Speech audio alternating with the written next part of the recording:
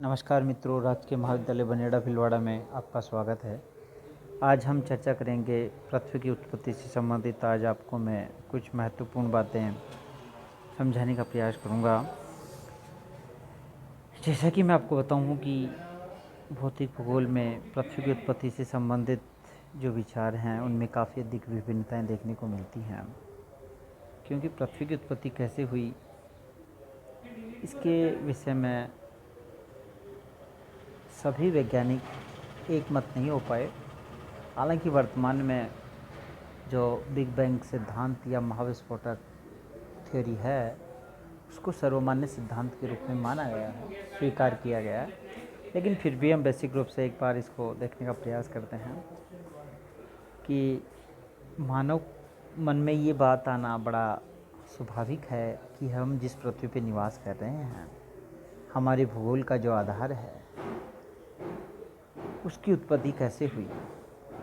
हमारे जो प्राचीनतम ग्रंथ वेद हैं, पुराण है, उपनिषद हैं, आदि में भी भांति भांति के जो अवधारणाएं हैं या कुछ विवेचन मिलते हैं हमें पृथ्वी की उत्पत्ति से संबंधित। लेकिन फिर भी आज हम कुछ वैज्ञानिक जो विवेचन है उनके बारे में चर्चा करेंगे। मैं आपको बताऊं कि हमारी जो पृथ्वी की उत्पत्ति है उसके संदर्भ में आधुनिक जो वैज्ञानिकतम शोध है उसके बारे में हम चर्चा करेंगे कि पृथ्वी की उत्पत्ति के बारे में मूल रूप से हम देखते हैं कि दो प्रकार के विचार जो हैं वो प्रचलित हैं, एक तारक सिद्धांत और द्वैतारक सिद्धांत। यानी पृथ्वी की उत्पत्ति ब्रह्मांड में स्थित किसी एक ही तारे से मानी गई है। इस विचारधारा की जो विद्वान हैं या इससे संबंधित एक ही तारे से जिन्होंने पृथ्वी की उत्पत्ति मानी है उनको एक तारक सिद्धांत में रखा जाता है या अद्वैतवादी संकल्पना। दूसरी कोई चीज़ थी ही नहीं, अंतरिक्ष में एक ही कोई तारा था और उसी से जो हमारा सौरमंडल और हमारी पृथ्वी की उत्पत्ति हुई। एक बात ये भी ध्यान रखने की है कि जिस प्रकार से सौरमंडल की उत्पत्ति हुई उसी का एक भाग हमारी पृथ्वी है, और जैसे सौरमंडल बना तो इसमें हम देखेंगे कि कोई स्पेसिफिक पृथ्वी के संदर्भ में नहीं हो कि ये सौरमंडल की उत्पत्ति से संबंधित सिद्धांत है। तो सौरमंडल बना, उसी से हमारी पृथ्वी का निर्माण हुआ है, पृथ्वी किस प्रकार से बनी है। दूसरे प्रकार का है इसमें द्वैतारक सिद्धांत है, जिन्हें द्वैतवादी संकल्पना के नाम से जाना जाता है। द्वैतारक जो संकल्पना वो ये बताती है कि ब्रह्मांड में प्रारंभिक रूप से ऐसा मानते हैं लोग कि दो तारे थे और दोनों में इस प्रकार से आपस में टक्कर हुई, संगठन हुआ, एक के टूटने से कुछ पदार्थ अलग निकला और उससे जाने के बाद में फिर जो हमारा सौरमंडल है उसका निर्माण हुआ।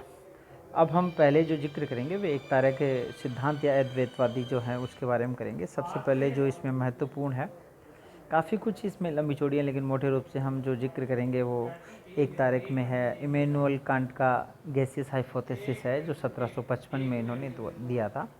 और इसका जिक्र मैं इसलिए कर रहा हूँ, हालांकि उससे पहले भी काफ़ी विद्वान थे जिन्होंने कासेदर भवन वगैरह जिन्होंने पृथ्वी उत्पत्ति से संबंधित अपने वैज्ञानिक विचार प्रस्तुत करने का प्रयास किया था। लेकिन एक महत्वपूर्ण जिसपे काफ़ी लंबे समय तक विद्वानों ने विश्वास किया और कांट की परिकल्पना काफ़ी लोगों को अच्छी लगी, आकर्षक लगी, तो एक तारक में बहुत ही महत्वपूर्ण है इमैनुअल कांट की गैसियस हाइपोथेसिस। इन्होंने 1755 में एक संपूर्ण ब्रह्मांड और पृथ्वी की उत्पत्ति से संबंधित एक परिकल्पना का प्रतिपादन किया था।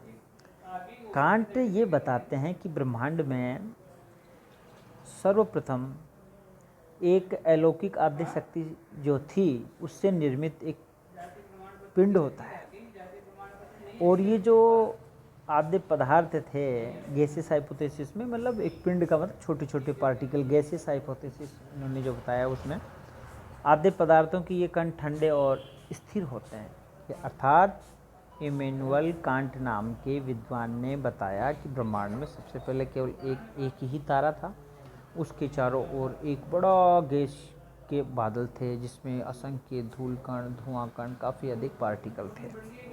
और कालांतर में वे बताते हैं कि गुरुत्वाकर्षण के प्रभाव से वे जो डस्ट मटेरियल या उस पिंड के अलावा जो भी मटेरियल था वह गुरुत्वाकर्षण के प्रभाव से एक पिंड में बदलने लगता है, किंतु काफ़ी समय तक ये एक दूसरे के पास नहीं आते हैं। जब तक गुरुत्वाकर्षण शक्ति का प्रभाव बढ़ा तब सभी कण पारस्परिक खिंचाव के कारण से एक दूसरे से टकराने लगते हैं। एक तारे के अलावा जो अन्य मलबा था उसकी बात हम कर रहे हैं।